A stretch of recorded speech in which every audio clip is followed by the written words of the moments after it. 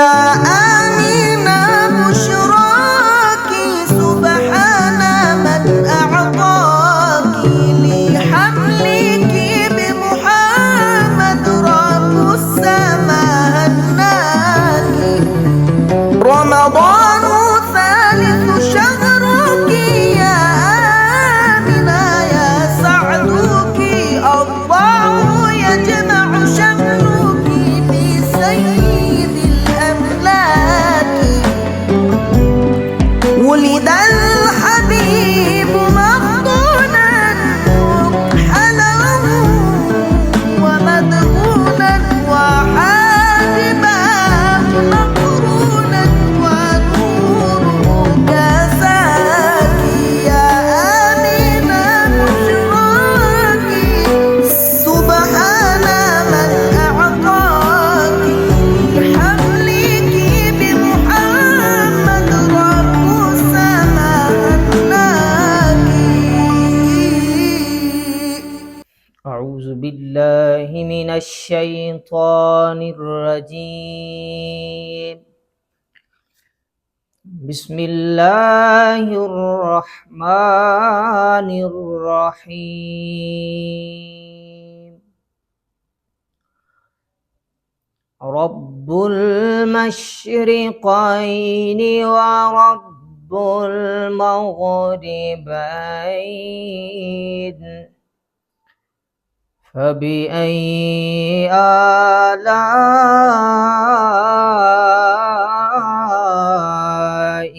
ربكما تكذبان.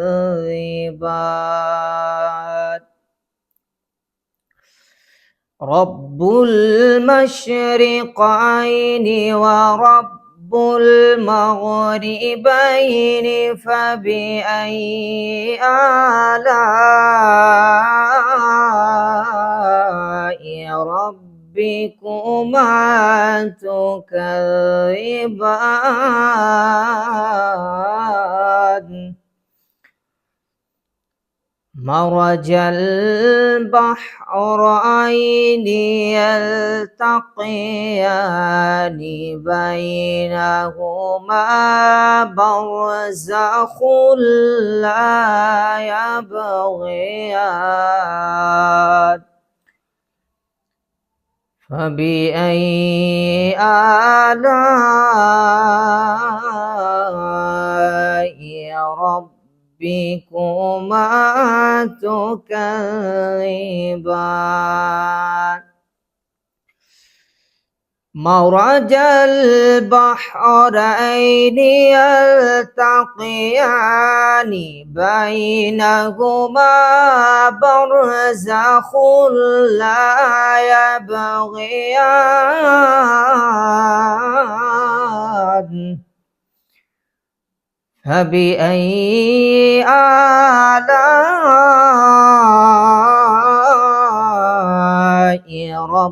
ربكما تكذبان. يخرج منهما اللؤلؤ والمرجان. فبأي آلاء ربكما تكذبان. يخرج منهما اللؤلؤ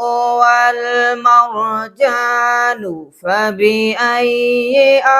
آلاء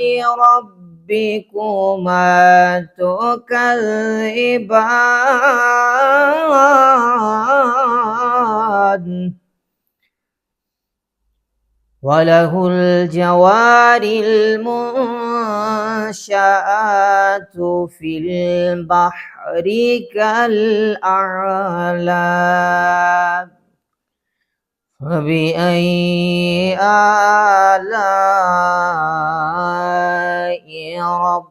ربكما تكذبان. صدق الله العظيم. کچھ نہیں مانگتا شاہوں سے یہ شیدا تیرا، اس کی دولت ہے فقط نقشے کف پا تیرا، اس کی دولت ہے فقط نقشے کف پا تیرا، کچھ نہیں مانگتا، دستگیری میری تنہائی میں تو نے ہی تو کی، دستگیری میری تنہائی میں تو نے ہی تو کی، میں تو مر جاتا اگر ساتھ نہ ہوتا تیرا، میں تو مر جاتا اگر ساتھ نہ ہوتا تیرا، کچھ نہیں مانگتا، ندیاں بن کے پہاڑوں میں تو سب گھومتے ہیں، ندیاں بن کے پہاڑوں میں تو سب گھومتے ہیں، ریگزاروں میں بھی بہتا رہا دریا تیرا، کچھ نہیں مانگتا، ایک بار اور بھی یثرب سے فلسطین میں آ، ایک بار اور بھی یثرب سے فلسطین میں آ، راستہ دیکھتی ہے مسجد اقصیٰ تیرا، راستہ دیکھتی ہے مسجد اقصیٰ تیرا، کچھ نہیں مانگتا شاہوں سے یہ شیدا تیرا، کچھ نہیں مانگتا، لوگ کہتے ہیں کہ سایہ تیرے پیکر کا نہ تھا، میں تو کہتا ہوں جہاں بھر پہ ہے سایہ تیرا، کچھ نہیں مانگتا شاہوں سے یہ شیدا تیرا، اس کی دولت ہے فقط نقشے کفے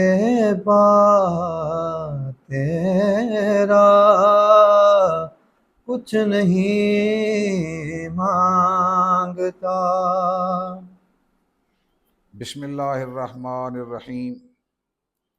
وَلَهُنَّ مِثْلُ الَّذِي عَلَيْهِنَّ بِالْمَعْرُوفِ۔ صدق اللہ مولانا العظیم وصدق رسولہ النبی الأمی الکریم۔ برادران اسلام، آج اس ٹرانسمیشن میں عورتوں کے حقوق و فرائض کے بارے میں شرع مطہر کے احکامات آپ کے گوش گزار کیے جاتے ہیں۔ قرآن مجید میں اللہ کریم نے ارشاد فرمایا وَلَهُنَّ مِثْلُ الَّذِي عَلَيْهِنَّ بِالْمَعْرُوفِ، کہ جس طرح عورتوں کے فرائض ہیں، ڈیوٹیاں ہیں، اسی طرح ان کے حقوق ہیں، اور عمدہ طریقے سے یہ سب امور نبھائے جائیں گے معروف طریقے پر۔ عورت اسلام سے پہلے اس کی حالت بڑی ابتر تھی،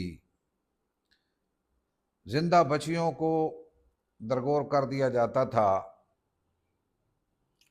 اور ایسے معاشرے بھی تھے جہاں ماؤں کو منڈی میں جا کے بیچ دیا جاتا تھا۔ اسلام آیا، اسلام نے عورت کو عظمت عطا کی، شرف عطا کیا، اور وَإِذَا الْمَوْءُودَةُ سُئِلَتْ بِأَيِّ ذَنبٍ قُتِلَتْ کہہ کر پورے معاشرے کو اس طرف متوجہ کر دیا گیا کہ قیامت کے دن اس بچی سے پوچھا جائے گا جسے زندہ درگور کر دیا گیا، کس گناہ کے بدلے میں تجھے درگور کر دیا گیا تھا۔ تو مطلب یہ ہے کہ اللہ رب العزت، مفسرین فرماتے ہیں کہ اللہ رب العزت اس ظالم آدمی سے جس نے بچی کو زندہ درگور کیا، کلام کرنا بھی مناسب نہیں سمجھے گا، اس کی طرف نظر التفات نہیں فرمائے گا، بلکہ اس بچی سے پوچھے گا، کہ اس مظلومہ سے پوچھا جائے گا کہ کس گناہ کے بدلے تجھے زندہ درگور کر دیا گیا تھا۔ تو یہاں سے اسلام نے بحیثیت بچی اس کے سرپرستوں پر، اس کے والدین پر لازم کر دیا کہ ان کی خبر گیری کریں، اور اللہ کے پیارے حبیب سرور دو جہاں صلی اللہ علیہ وسلم جو کتاب قرآن مجید لائے، اس کے اندر ان کے حقوق کو بیان کر دیا گیا، حتیٰ کہ ان کا حق وراثت بھی بیان کر دیا گیا، اور بچیوں کو شریعت میں وراثت کا حق اسلام نے دے کر ان کی عظمت کو چار چاند لگا دیے۔ ایک موقع پہ برطانیہ کے کسی ہوٹل میں چائنیز لڑکیاں اور مسلمان لڑکیاں اکٹھی ہو گئیں۔ چائنا کی لڑکیاں مسلمان لڑکیوں سے کہنے لگیں کہ تمہارے اسلام نے تمہارا کتنا لحاظ رکھا کہ تمہارے سارے اخراجات تمہارے مردوں پہ لازم کر دیے، بحیثیت بچی، بحیثیت بیوی اور بحیثیت ماں، اس کا روٹی کپڑا اور مکان، اس کی بنیادی ضروریات مردوں کے ذمہ ڈال دی گئیں، جبکہ ہمارے مذہب میں اور ہمارے ملک میں خود کمانا اور خود کھانا ہماری ذمہ داری ہے۔ تو ان لوگوں کو بھی یہ اعتراف ہوا، کیونکہ بچی سے لے کر شادی تک والد خرچہ اٹھائے گا، شادی کے بعد اس کے خامند کے ذمہ اس کے خرچے ڈال دیے گئے، پھر اس کی اولاد کے ذمہ اس کے خرچے ڈال دیے گئے، حتیٰ کہ قبر میں اتارنے تک اس کے کفن اور دفن کا بندوبست بھی مردوں کے ذمہ ہے۔ نبی کریم صلی اللہ علیہ وسلم نے اپنی پیاری لخت جگر سیدہ طاہرہ زاہدہ عابدہ حضرت خاتون جنت رضی اللہ تعالی عنہا کو گھر کے کام کاج سونپ دیے، اور حضرت مولا کائنات علی المرتضیٰ شیر خدا رضی اللہ تعالی عنہ آپ کے ذمہ یہ ڈیوٹی لگا دی کہ باہر سے کسب کمائی کر کے لانا آپ کی ذمہ داری ہے، تو ایک حسین انداز عطا کر دیا گیا کہ عورت کے جملہ حقوق مرد کے ذمہ ہیں، اور آل اولاد کا خرچہ بھی مرد کے ذمہ ڈال دیا گیا ہے، اور اس کی پرورش ماں کرے، خرچہ باپ ادا کرے۔ اگر جدائیگی بھی ہو گئی تب بھی شریعت نے ایسے اصول مرتب فرمائے کہ ماں ہی زیادہ پرورش کی حقدار ہے، پھر اس نانی ہے۔ تو ایک ترتیب اسلام نے عطا کی، خرچے والدین عطا کریں گے اور ماں ان کی حفاظت کرے گی۔ نبی کریم صلی اللہ علیہ وآلہ وسلم نے فرمایا من اعلیٰ جاریتین، جس آدمی نے 2 بچیوں کی پرورش کی نا، ان کی اچھی تعدیب کی، اچھا ادب سکھایا، تعلیم و تربیت دی، اچھا حسن سلوک ان سے کیا، تو یہ بچیاں جنت میں داخلے کا ذریعہ اور سبب بن جائیں گی۔ کیوں کہ نبی کریم صلی اللہ علیہ وسلم کا ارشاد ہے کہ من اعلیٰ جاریتین، جس نے 2 بچیوں کی پرورش کی اور ان کی اچھے انداز میں تربیت کی، تو یہ دوزخ کے سامنے حجاب اور جنت میں جانے کا ذریعہ۔ اور ایک روایت کے الفاظ یہ ہیں کہ من اعلیٰ ثلاث بناتن و مثلہن من الاخوات، جس نے 3 بچیوں یا 3 بہنوں کی خبرگیری کی، پرورش کی، فادبہن ورحمہن حتیٰ یغنیہم اللہ، ان کی تربیت کی، ان کے ساتھ رحم کا سلوک کیا، مہربانی کرتا رہا، یہاں تک کہ اللہ رب العزت نے ان کو غنی کر دیا۔ اب کیا ہوگا؟ فرمایا اوجب اللہ لہ الجنت، اللہ نے اس بندے کے لیے جنت کو واجب کر دیا، ثابت کر دیا۔ فقال رجل، ایک آدمی کہنے لگا کہ 2 ہوں تو نبی کریم صلی اللہ علیہ وسلم نے فرمایا 2 ہوں تب بھی یہی حکم ہے۔ پھر لوگوں نے کہا اگر 1 ہو، اللہ کے محبوب نے فرمایا 1 ہو تو بھی یہ حکم ہے۔ تو گویا ایک بچی کی ساری ذمہ داری اس کے باپ پہ یا اس کے ولی وارث پہ ڈال کر، اس کے سرپرست پہ ڈال کر اسلام نے عورتوں کے حقوق کا تحفظ فرمایا۔ بحیثیت ماں اس کی یہ شان ہے کہ اللہ کے حبیب ارشاد فرماتے ہیں الجنت تحت اقدام الامہات، کہ جنت تو تمہاری ماؤں کے قدموں میں رکھ دی گئی ہے، یعنی ماؤں کی خدمت کرو گے تمہیں جنت عطا ہوگی۔ اتنی بڑی عظمت اور شان عورت کو عطا ہو گئی۔ کوئی بادشاہ وقت ہے، سربراہ ہے، جتنے بڑے عہدے پہ فائز ہے، ماں کے قدم اسے چومنا ہوں گے،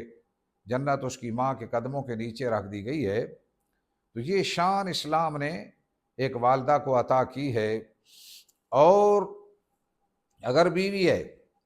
تو بھی اس کے حقوق کلیئر کر دیے گئے، وَلَهُنَّ مِثْلُ الَّذِي عَلَيْهِنَّ بِالْمَعْرُوفِ، عورتوں کے حقوق مردوں پہ اسی طرح ہیں جس طرح ان کی ڈیوٹیاں ہیں، ذمہ داریاں ہیں۔ تو عورت کی روٹی، کپڑا اور مکان کا بندوبست اس کے خامند کے ذمہ ہوگا، اس کے علاج میں معالجہ کی ذمہ داری اس کے خامند کے ذمہ ہوگی، اور وہ خود ہی اس کو سنبھالے گا۔ جیسے خود کپڑے پہنے گا ایسے اسے پہنانے ہوں گے، جیسا خود کھائے گا اسی قسم کا اس کو کھانا مہیا کرنا ہوگا۔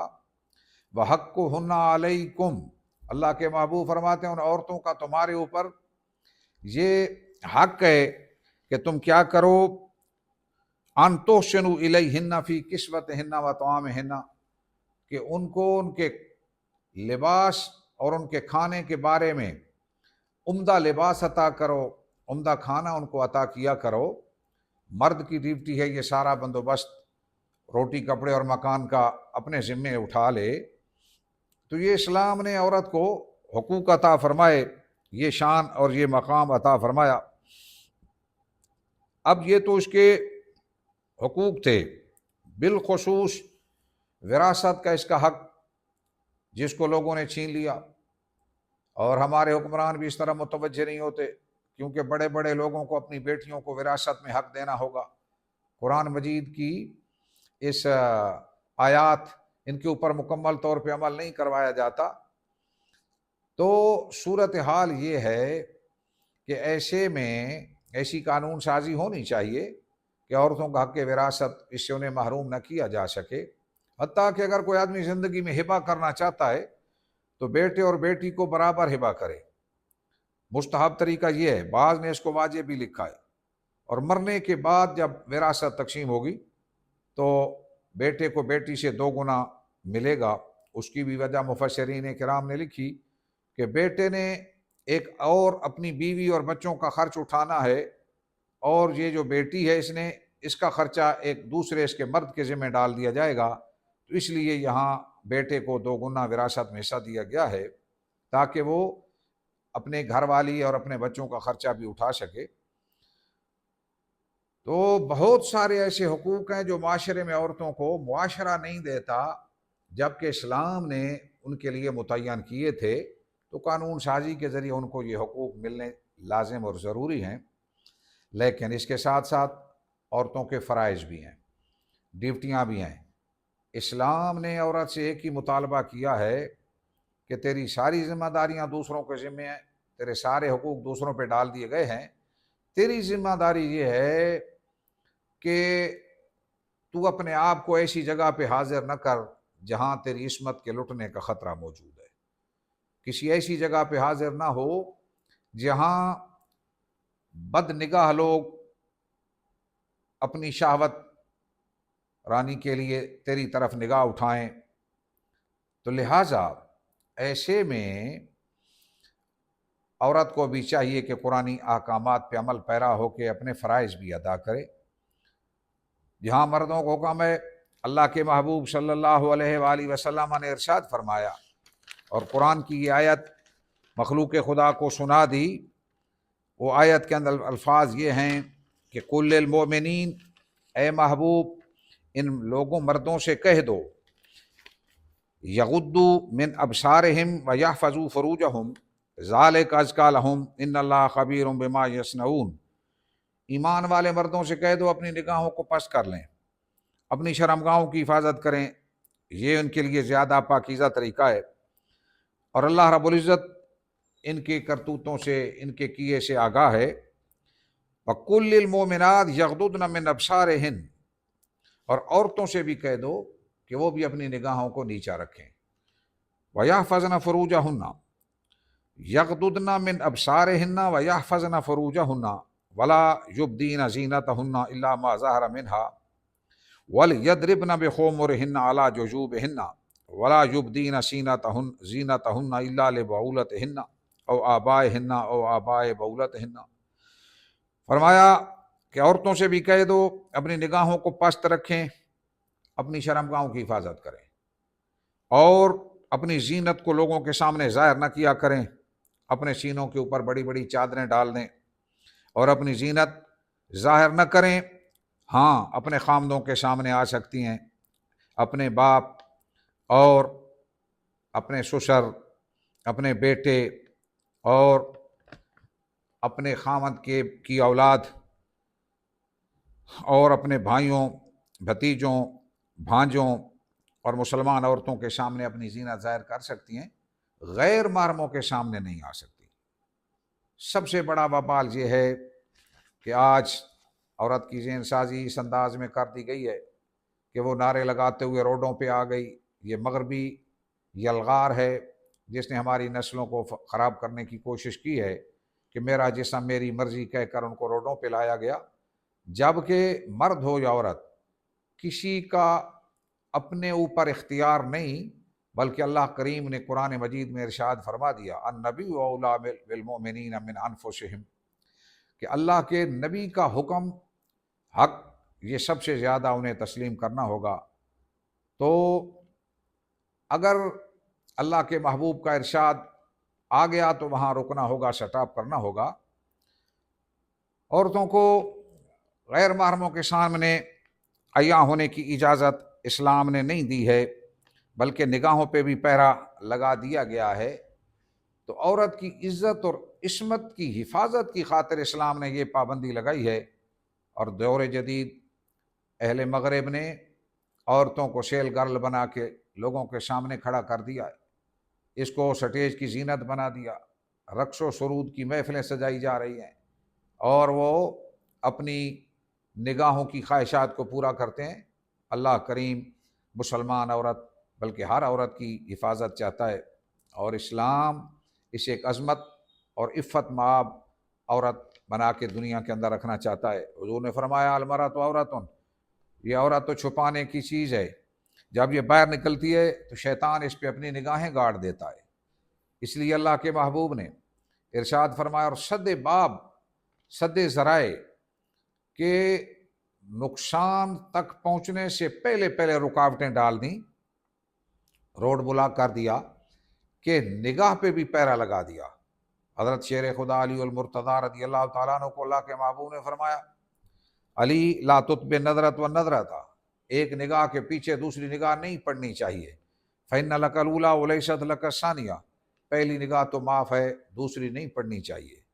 اتنی حفاظت کی گئی، اور جو آدمی اپنی نگاہ اس کو محفوظ کر لیتا ہے، النظرۃ سہم من سہام ابلیس مسمومہ، فرمایا یہ نگاہ کا تیر ایک شیطان کے زہر آلود تیروں میں سے ایک تیر ہے۔ فمن ترکھا من خوف اللہ، جس نے اللہ کے ڈر سے اس کو چھوڑ دیا، دیکھنا چھوڑ دیا، بد نگاہی چھوڑ دی، اصابہ اللہ ایمانا یجد حلاوتہ فی قلبہ، اللہ کریم اسے ایسی نعمت ایمان سے نوازے گا جس کی ٹھنڈک وہ اپنے دل میں محسوس کرے گا۔ تو اس لیے اسلام نے سد ذرائع کے طور پر یہ پابندی لگا دی، اور اس کے ساتھ ساتھ جو عورتیں اس پابندی کی حفاظت نہیں کرتیں، لحاظ نہیں کرتیں، ان کے بارے میں بھی ارشادات میرے کریم حبیب صلی اللہ علیہ وسلم نے بیان فرما دیے۔ فرمایا مثل الرافلۃ فی الزینۃ فی غیر اہلہا کمثل ظلمۃ یوم القیامہ لا نور لہا۔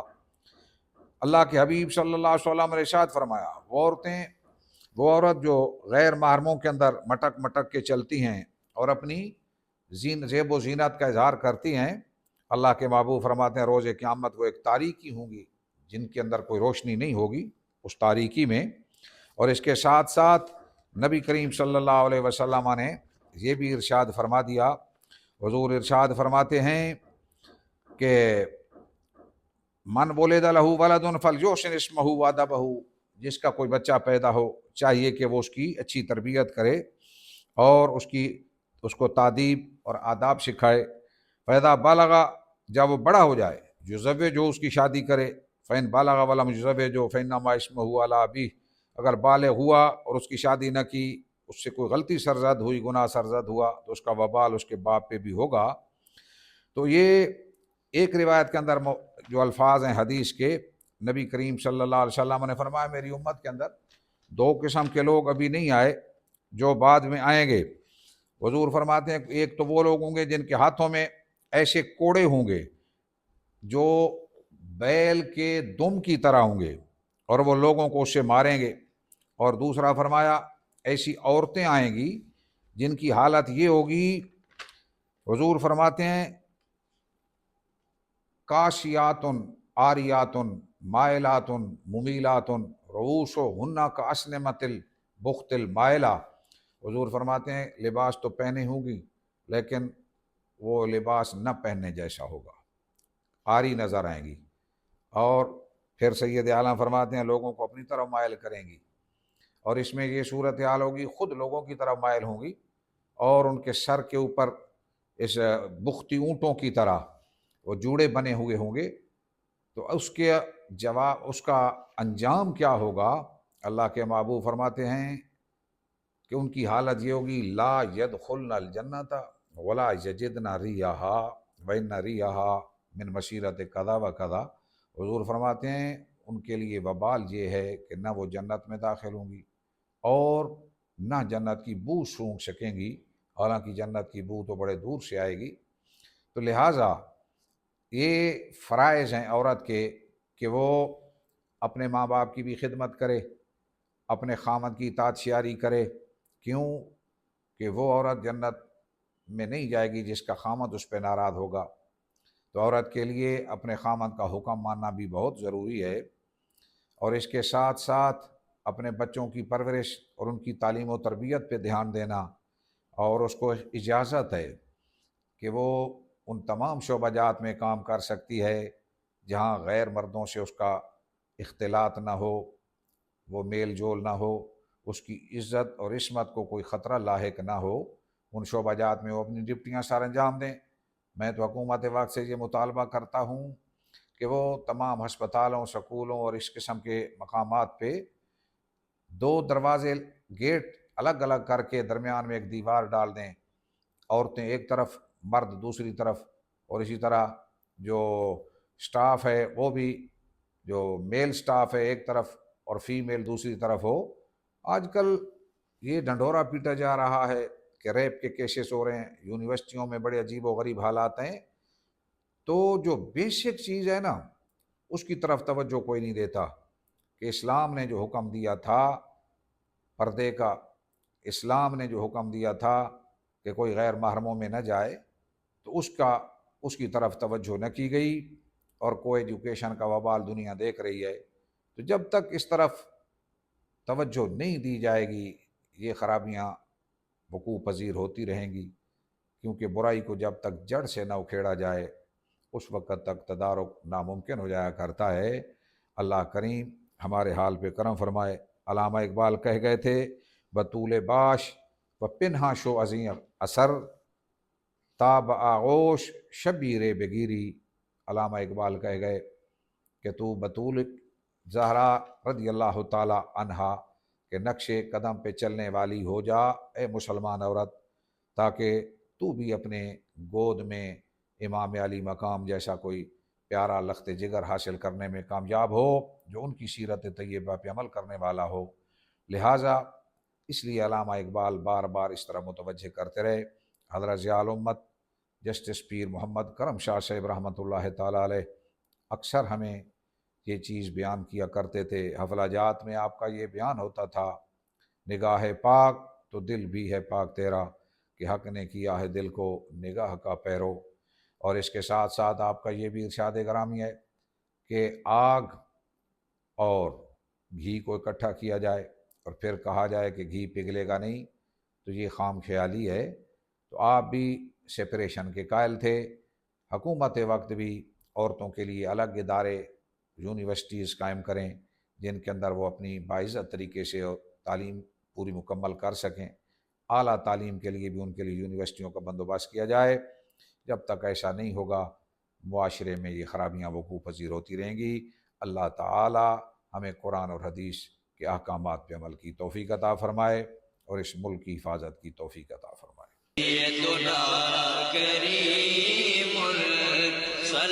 دارالعلوم محمدیہ غوثیہ بھیرا شریف دینی اور عصری تعلیم کا بے مثال ادارہ ہے، جہاں عصر حاضر کے تقاضوں کے مطابق قرآن و سنت کی تعلیم دی جاتی ہے، اور ہر سال ہزاروں طلباء و طالبات زیور تعلیم سے آراستہ ہو رہے ہیں۔ رمضان المبارک کے بابرکت لمحات میں زکوٰۃ و صدقات اور مالی تعاون اس عظیم ادارے تک پہنچا کر اس مشن میں اپنا حصہ ڈالیں۔ درجہ ذیل اکاؤنٹس پر اپنا تعاون ارسال فرمائیں۔ بسم اللہ الرحمن الرحیم، والصلاة والسلام علی سید الانبیاء والمرسلین۔ معزز و محتشم سامعین عظام، ضیاء سحر ٹرانسمیشن کے ساتھ آپ کی خدمت میں حاضر ہیں۔ رمضان المبارک کا دوسرا عشرہ اپنی ضیاباریاں اور رعنائیاں بکھیرتے ہوئے ہم سے جدا ہو رہا ہے، اور آج 17 رمضان المبارک ہے۔ آج کے دن کو یہ نسبت حاصل ہے کہ آج کے دن وہ حق اور باطل کے درمیان مار کا رونما ہوا کہ جس کو غزوہ بدر کے نام سے جانا جاتا ہے، اور اس کے ساتھ ساتھ آج کا یہ دن یہ بھی نسبت کا حامل ہے کہ آج حضرت سیدہ طیبہ ام المومنین حضرت سیدہ عائشہ الصدیقہ رضی اللہ تعالی عنہا کا یوم وصال ہے۔ آپ احباب کے سامنے غزوہ بدر کے حوالے سے اور غزوہ بدر میں جو اللہ رب العزت کی طرف سے مسلمانوں کو نصرت اور فتح حاصل ہوئی، اس کے حوالے سے چند ایک معروضات پیش کرتا ہوں۔ اللہ تعالیٰ نے ارشاد فرمایا وَلَقَدْ نَصَرَكُمُ اللَّهُ بِبَدْرٍ وَأَنْتُمْ أَذِلَّةٌ، اور بے شک اللہ تعالیٰ نے تمہاری مدد فرمائی میدان بدر کے اندر، حالانکہ تم بالکل کمزور اور ناتواں تھے۔ تاریخ اسلام میں یہ وہ معرکہ ہے کہ جب کفر اور اسلام، حق اور باطل، سچ اور جھوٹ پہلی مرتبہ میدان کارزار میں صف آرا ہوا، اور اسی معرکے میں فرزندان اسلام کی تعداد لشکر کفار کی تعداد سے 1/3 تھی، یعنی کفار کی تعداد 1000 کے قریب تھی، اور مسلمان جو کفار کے مد مقابل آئے تھے ان کی تعداد تقریباً 313 تھی، اور اس کے ساتھ ساتھ وسائل اور آلات حرب اس کے اعتبار سے بھی مسلمان بے سر و سامانی کی حالت میں تھے، جبکہ مسلمانوں کے جو مد مقابل کفار تھے وہ جنگی ساز و سامان اور اسلحہ سے لیس کر و فر، رعونت و غرور، تکبر و بڑائی اور تعداد لشکر پر بھروسہ کرتے ہوئے کمزور و نحیف مسلمانوں کو للکار رہے تھے۔ اور پھر اس جنگ کے اندر جو 313 مسلمان شرکت کرنے والے تھے ان کے پاس صرف اور صرف 2 گھوڑے تھے، اور 70 اونٹ اور 6 زرہیں تھی، اور اس کے ساتھ 8 تلواریں تھیں۔ لیکن جو کفار تھے جو مسلمانوں کا مقابلہ کرنے کے لیے آئے تھے، جو کفار مٹھی بھر مسلمانوں کے ساتھ جنگ لڑنے کے لیے آئے تھے، ان کے پاس ان کے 1000 افراد پر مشتمل ایک لشکر تھا، اور ان کے پاس 100 گھوڑے تھے اور 700 اونٹ اور کثیر آلات حرب تھے۔ یہ وہ کفار تھے کہ جو مسلمانوں کو نیست و نابود کرنے کی مذموم کاوشیں کرنے پہ تلے ہوئے تھے۔ پھر جزیرہ عرب کا اجتماعی ماحول ایسا تھا کہ جو مسلمانوں کے سراسر خلاف تھا، اور اسلام کی مخالفت میں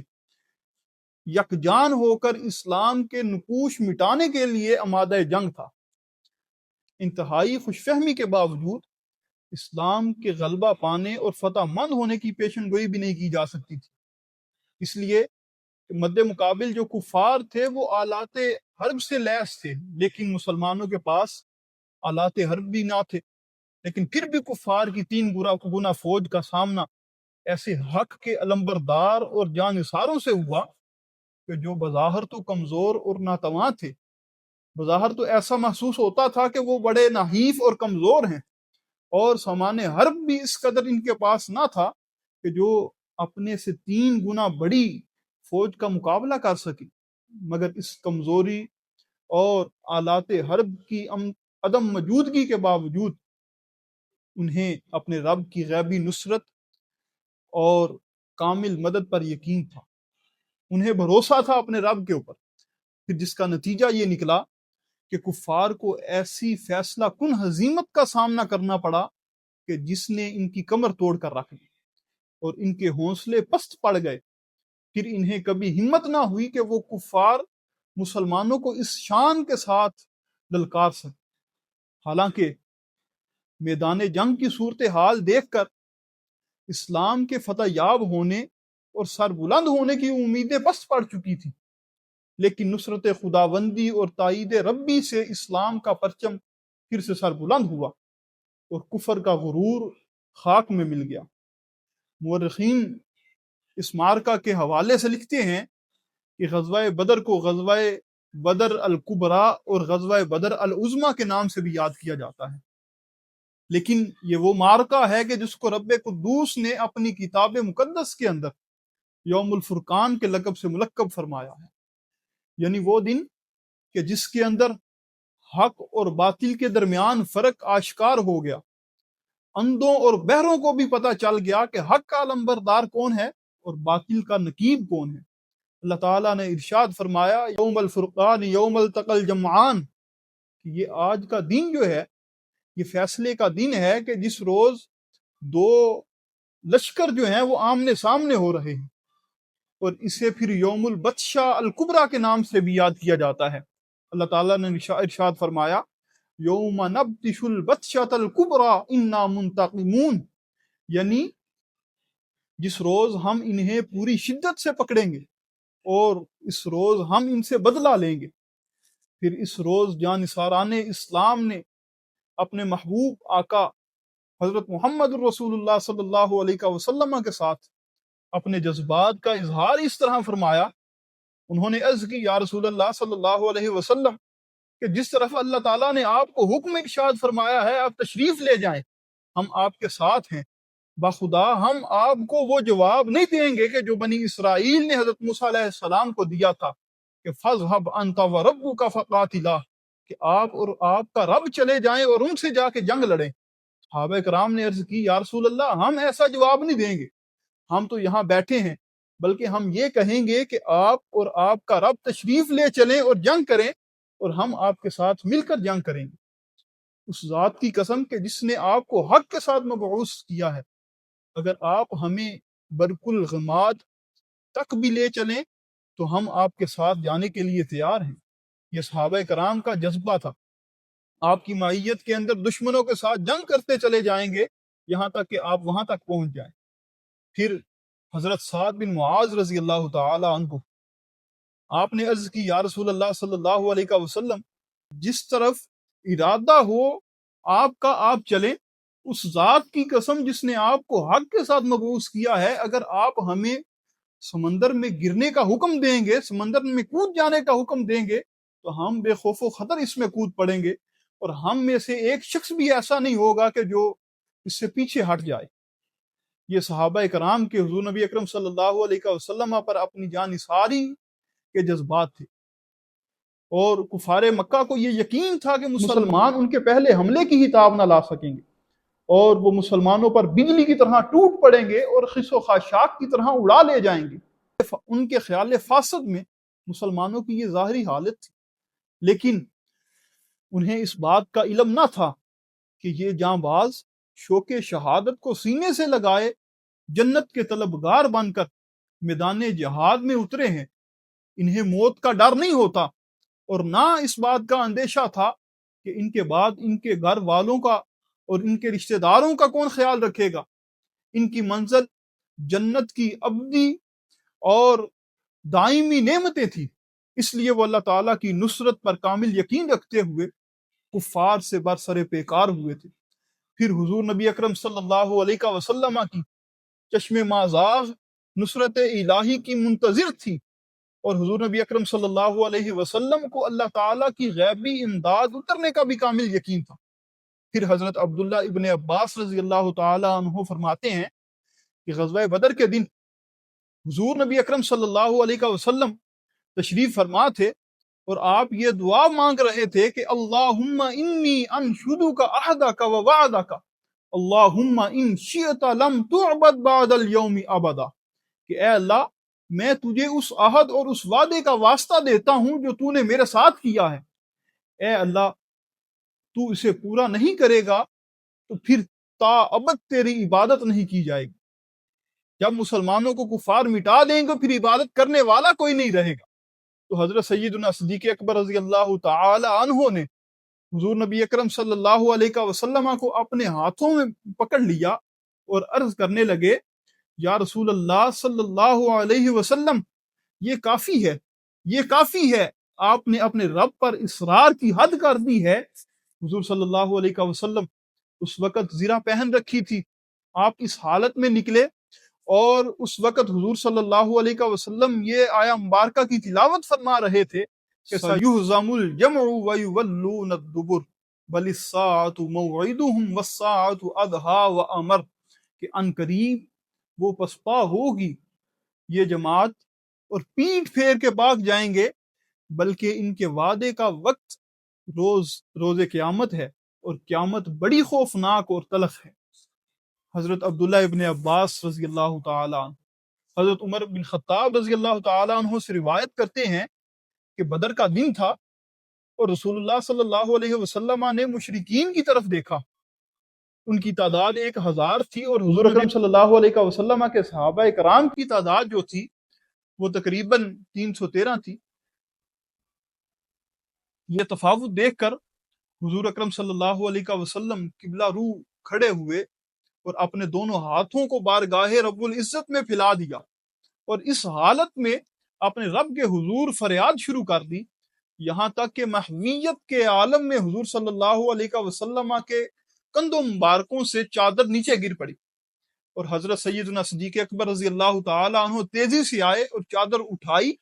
اور پھر حضور اکرم صلی اللہ علیہ وسلم کے کندھوں مبارکوں کے اوپر ڈال دی.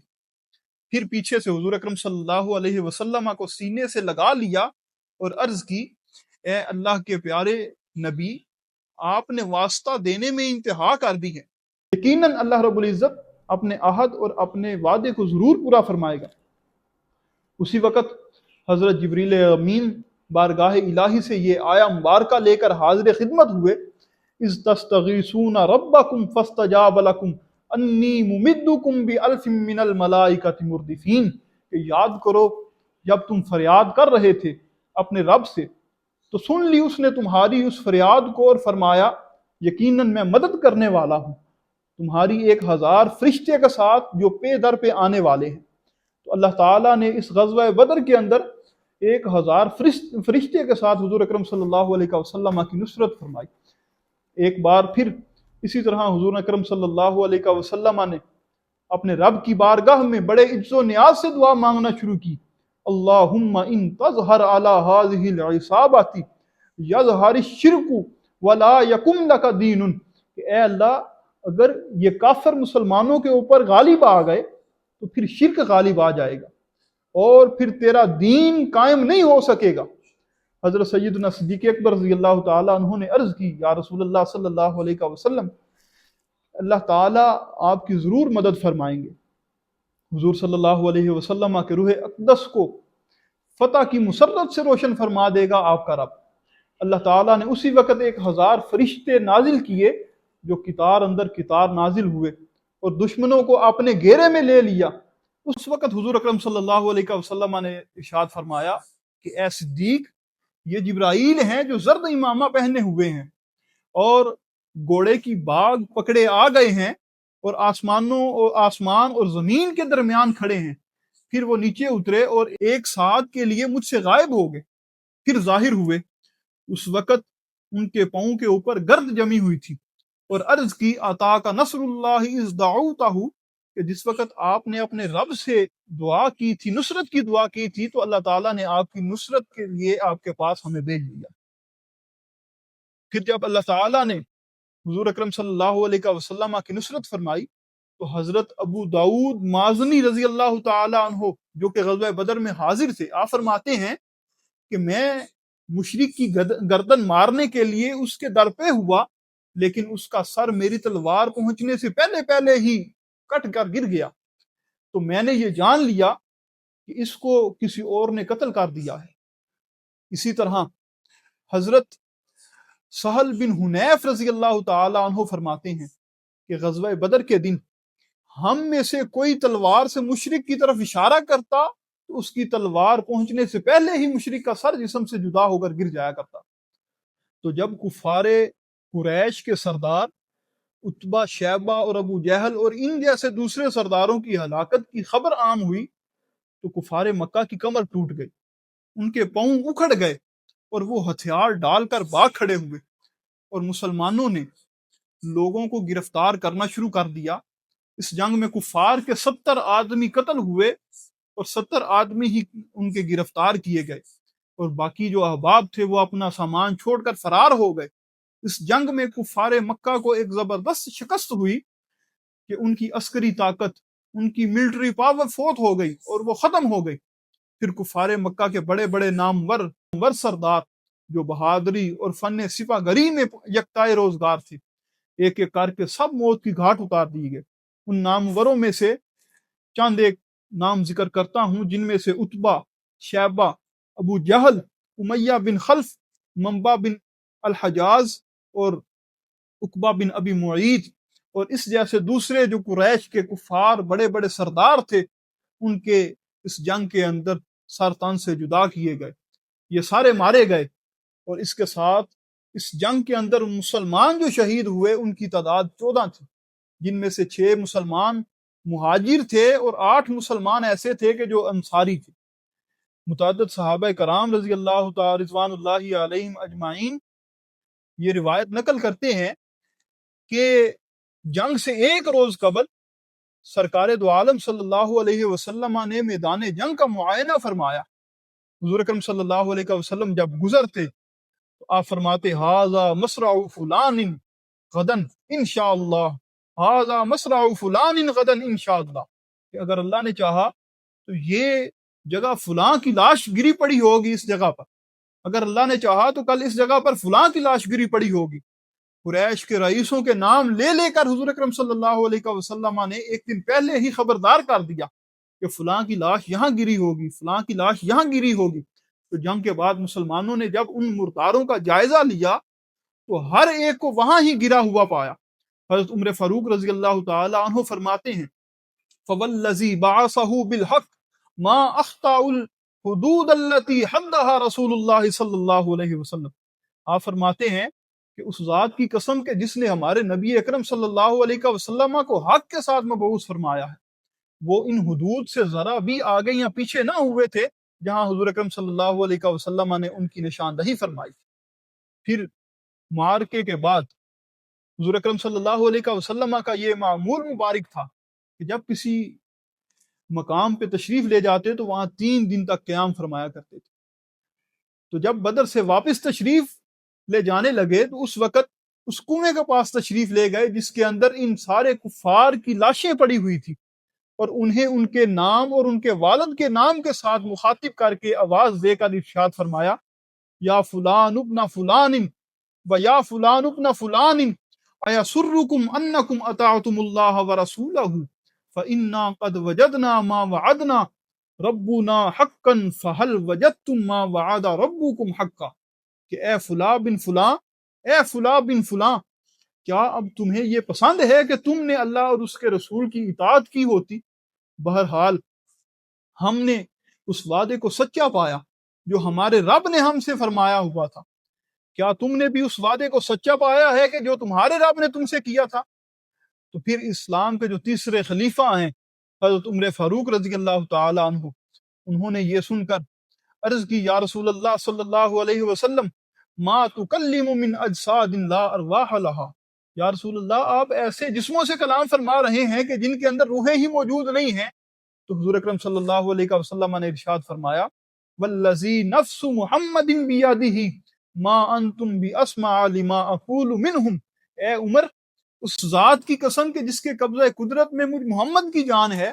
جو کچھ میں کہہ رہا ہوں یہ سب کچھ سن رہے ہیں مگر ان میں یہ طاقت نہیں ہے کہ یہ میری بات کا جواب دے سکے۔ یہ وہ غزوہ بدر کے وہ چند نکات تھے جو آپ احباب کے سامنے رکھے، جن کے اندر اللہ رب العزت نے مسلمانوں کی نصرت فرمائی، فرشتوں کو بھیج کر اللہ تعالیٰ نے ان کی مدد فرمائی۔ اس کا اگر خلاصہ بیان کیا جائے تو وہ یہی ہوگا کہ جو کامیابی اور فتح کا دار و مدار ہے وہ نصرت الہی اور ایمان پر ہے، یعنی کہ جب مومن مخلص ہوتا ہے، اللہ تعالیٰ کی رضا اور للہیت کے ساتھ کسی کام کو انجام تک پہنچاتا ہے تو اس میں اللہ رب العزت کی نصرت شامل حال ہو جاتی ہے، اور پھر مادی وسائل کی کمی اور مادی وسائل کے نہ ہونے کا رونا دھونا یہ نہیں سامنے آتا، بلکہ اللہ پر ایمان رکھتے ہوئے، بھروسہ رکھتے ہوئے اور تقوی کے ساتھ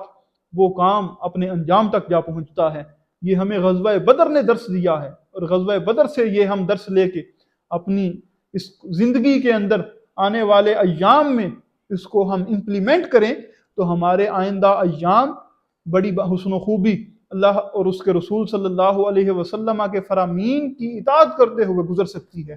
اور اسی طرح ہمیں یہ بھی درس ملتا ہے کہ جو ہمارا رہنما ہے، ہمارا قائد ہے، ہمارا لیڈر ہے، اس کی حکمت اور اس کی دانائی والی باتوں کے اوپر بھی ہمیں عمل کرنا چاہیے۔ جس طرح کہ حضور اکرم صلی اللہ علیہ وسلم کی حکمت عملی کے اوپر صحابہ کرام نے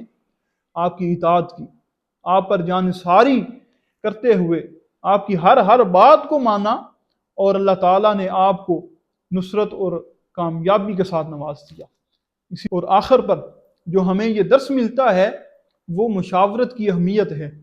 کہ جس طرح جب 70 کفار قید ہو کر آئے تو پھر ان کے لیے حضور اکرم صلی اللہ علیہ وسلم نے صحابہ کرام سے مشورہ طلب کیا کہ ان کا کیا کرنا چاہیے۔ اس کے ساتھ ساتھ جنگی حکمت عملی میں حضور اکرم صلی اللہ علیہ وسلم نے صحابہ کرام سے مشورہ طلب کیا، جو کہ اسلامی نظام میں شورا کی اہمیت کو اجاگر کرتا ہے۔ قیدیوں کے ساتھ حسن سلوک، جنگ کے بعد قیدیوں کے ساتھ بہترین سلوک اور ان کی تعلیم و تعلم اور ان کی تربیت کے بدلے رہائی اسلام کے اعلیٰ اخلاقی اصولوں کا ثبوت ہے۔ یہ وہ چند معروضات تھیں جو غزوہ بدر کے حوالے سے آپ احباب کے گوش گزار کی۔ اللہ رب العزت کی بارگاہ میں التجا ہے کہ مالک اسلام کا بول بالا فرمائے اور ہمیں جب تک زندہ رکھے غیرت ایمانی کے ساتھ اس دنیا میں زندہ رکھے، اور جب اس دنیا سے جانے کا وقت آئے تو غیرت ایمانی کی موت عطا فرمائے اور ہمیشہ اسلام کو سر بلند اور سرفراز فرمائے۔ وما توفیقی الا باللہ۔